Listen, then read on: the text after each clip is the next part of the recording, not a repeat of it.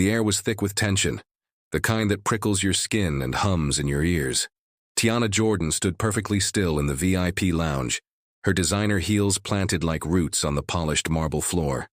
Around her, the muffled chatter of wealthy travelers dissolved into silence as two police officers loomed closer, their badges gleaming under the harsh airport lights.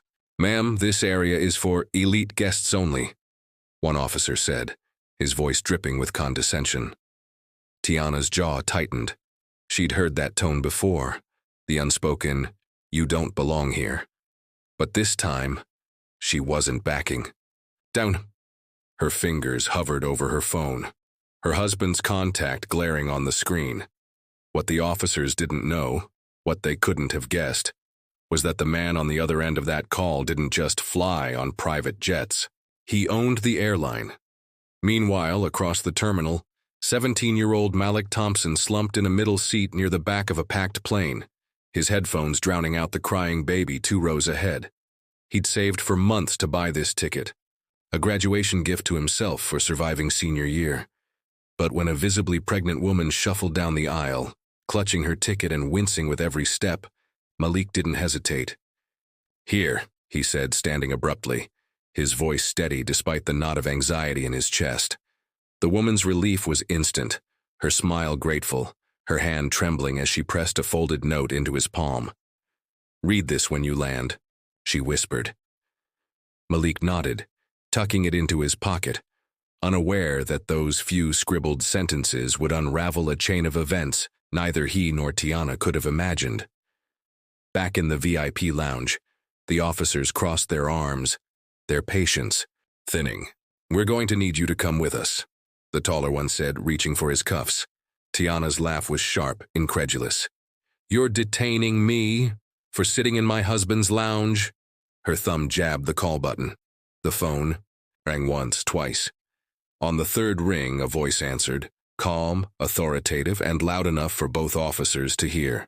The color drained from their faces. Somewhere below the airport, Malik's plane taxied toward the runway, the note burning a hole in his jeans. He glanced at it once, just long enough to see the words, "You have no idea what you've just done," scrawled in hurried ink. But as the wheels left the ground, neither Malik nor Tiana could have known their stories were already spiraling toward each other, a collision of power, prejudice, and one split-second choice that would leave millions. Breathless, by sunrise, Tiana's name would trend in one headline, Malik's in another, and the world would watch, hearts in throats as the truth exploded, not just about who these strangers really were, but about the invisible threads tying their fates together, threads that, once pulled, would rewrite everything. But that's the thing about life, isn't it? It doesn't wait for you to buckle up, so what happened next? Well, let's just say the officers begged her not to post the video. And Malik? He never saw the cameras watching him, but you will. The officers didn't move, but their eyes flickered to each other, a silent conversation passing between them.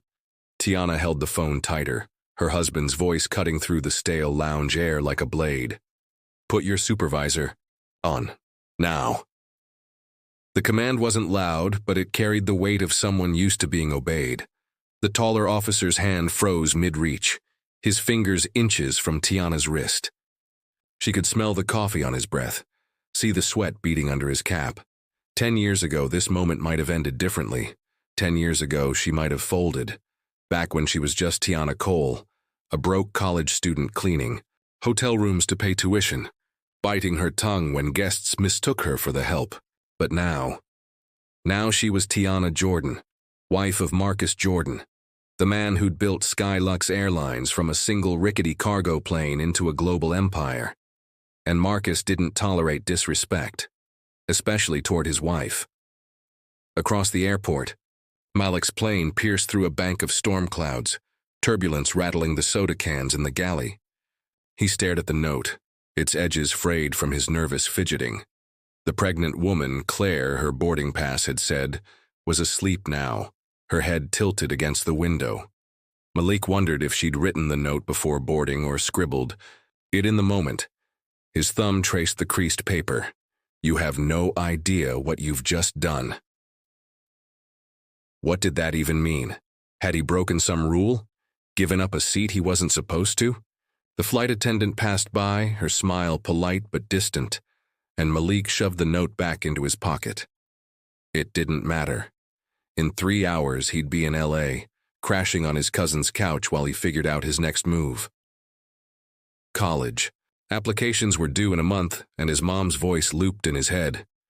"You're smart enough, Malik. You just gotta want it." Problem was, Malik didn't know what he wanted. Not since the Army recruiter started calling. Not since his best friend Jamal got shot last spring, 2 blocks from their high school. Back in the lounge, the officers' radios crackled to life. "Unit 12, stand down, I repeat, stand down." The voice on the other end was clipped, urgent. The shorter officer paled, his hand shaking as he lowered the cuffs. Tiana didn't smile. She'd seen this dance before, the sudden backtracking, the awkward apologies, but Marcus's voice softened in her ear. "You okay, baby?" She nodded even though he couldn't see her. "Just another Tuesday," she muttered, except it wasn't. Because behind the officers, a security camera's red light blinked steadily, recording every second. Footage that would have vanished a decade ago. Footage that now, with a single tap, could ignite a firestorm. 30,000 feet below, Malik's plane banked sharply, the fasten seatbelt sign pinging overhead.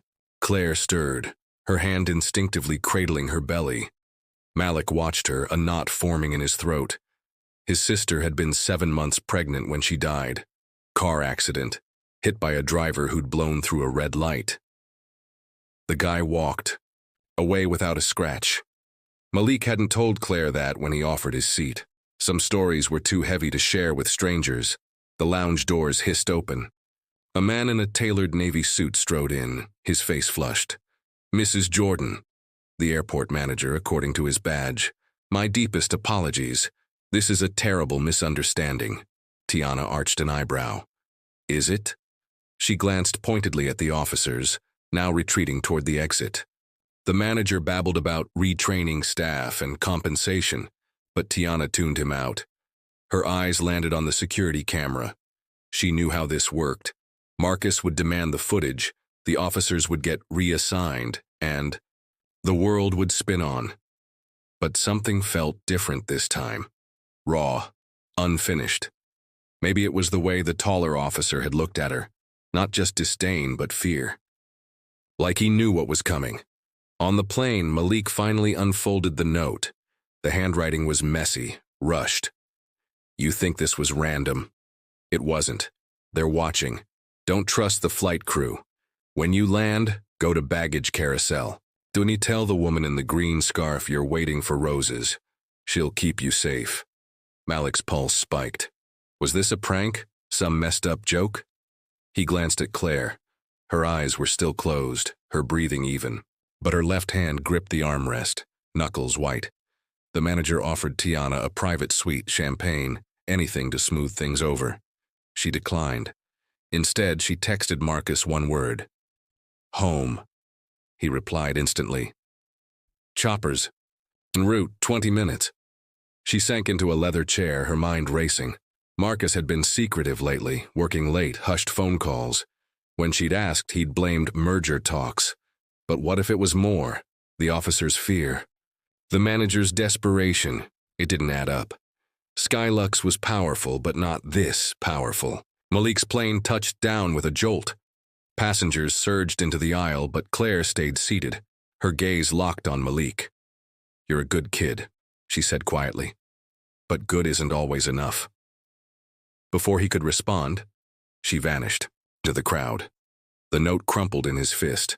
Malik followed the signs to baggage claim, his duffel bag slung over his shoulder. Carousel 3 was nearly empty. A woman in a green scarf scrolled on her phone, a suitcase at her feet. Malik hesitated. This was insane. He should walk away, call his cousin, but Claire's warning echoed in his head. "They're watching." He approached the woman. "I'm waiting for roses." She didn't look up. "Red or white?" Red?" Finally, she met his eyes.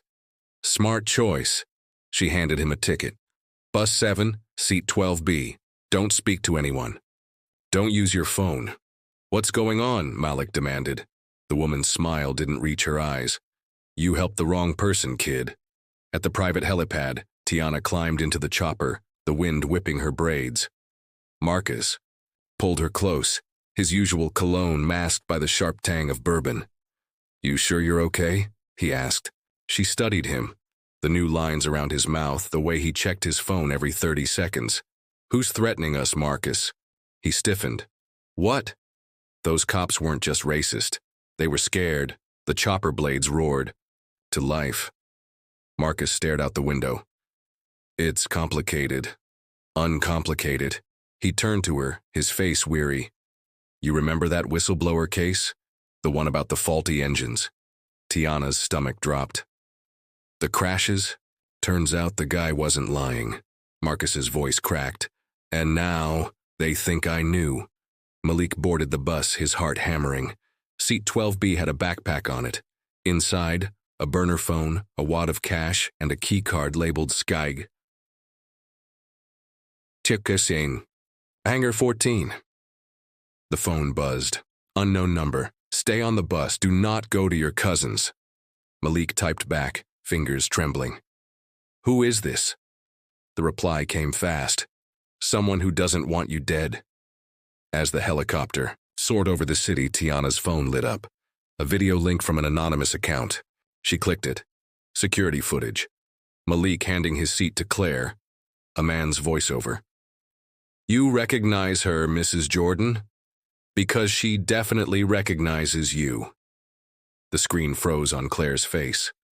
Tiana's blood turned to ice. She knew that. Face not Claire. Clarissa. Marcus's ex-head of security, the woman who disappeared along with 20 million 6 months ago. The bus lurched forward. Malik gripped the key card. Skylux, the airline he'd flown today, the airline Tiana's husband owned. Somewhere above him, Tiana stared at her husband. You're going to explain, now.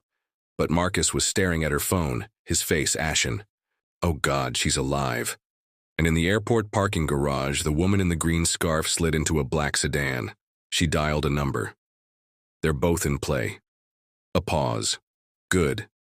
Let's see how loyal Marcus really is.